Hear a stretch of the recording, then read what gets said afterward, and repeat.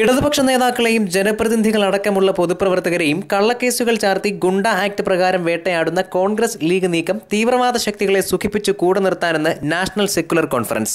അഞ്ചലിൽ വിളിച്ചു ചേർത്ത വാർത്താ സമ്മേളനത്തിലാണ് നാഷണൽ സെക്യുലർ കോൺഫറൻസ് ഈ ആരോപണം ഉന്നയിച്ചത്.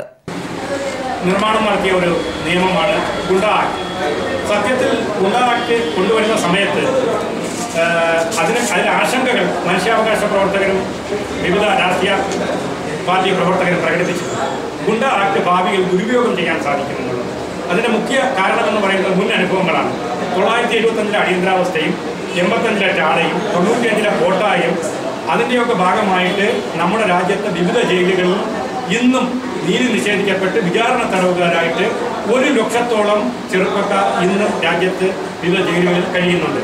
ജനസാന്ദ്രതയുള്ള പ്രദേശത്തെ മൊബൈൽ ടവറിനെതിരെയും അനധികൃത നിലം നികത്തലിനെതിരെയും ജനപക്ഷത്ത് നിന്നുകൊണ്ട് പ്രതികരിച്ച ഡിവൈഎഫ്ഐ ഏരിയ സെക്രട്ടറി സജാദിനെ ഗുണ്ട ആക്ടിൽപ്പെടുത്തി ജയിലിലടച്ചതും കരവാളൂർ ഗ്രാമപഞ്ചായത്ത് വൈസ് പ്രസിഡന്റ് പ്രദീപിനെ ജയിലിലടയ്ക്കാൻ ശ്രമിക്കുന്നതും നീതിന്യായ വ്യവസ്ഥയോടുള്ള വെല്ലുവിളിയാണെന്ന് സംഘടന ആരോപിച്ചു.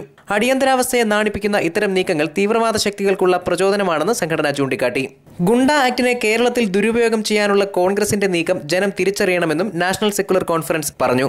കോൺഗ്രസ് ലീഗ് തീവ്രവാദ കൂട്ടുകെട്ടിനെതിരെ സെക്യുലർ കോൺഫറൻസ് വ്യാപകമായ ക്യാമ്പയിൻ സംഘടിപ്പിക്കും. ജനപ്രതിനിധികളായ സജാദും പ്രദീപും അടക്കമുള്ള പൊതുപ്രവർത്തകരെ വേട്ടയാടുന്നത് അവസാനിപ്പിക്കണമെന്നാവശ്യപ്പെട്ട് ദേശീയ മനുഷ്യാവകാശ കമ്മീഷൻ മുതൽ ജില്ലാ കളക്ടർ വരെയുള്ളവർക്ക് ആയിരങ്ങൾ ഒപ്പിട്ട നിവേദനം നൽകുമെന്നും നാഷണൽ സെക്യുലർ കോൺഫറൻസ് ഭാരവാഹികൾ പറഞ്ഞു.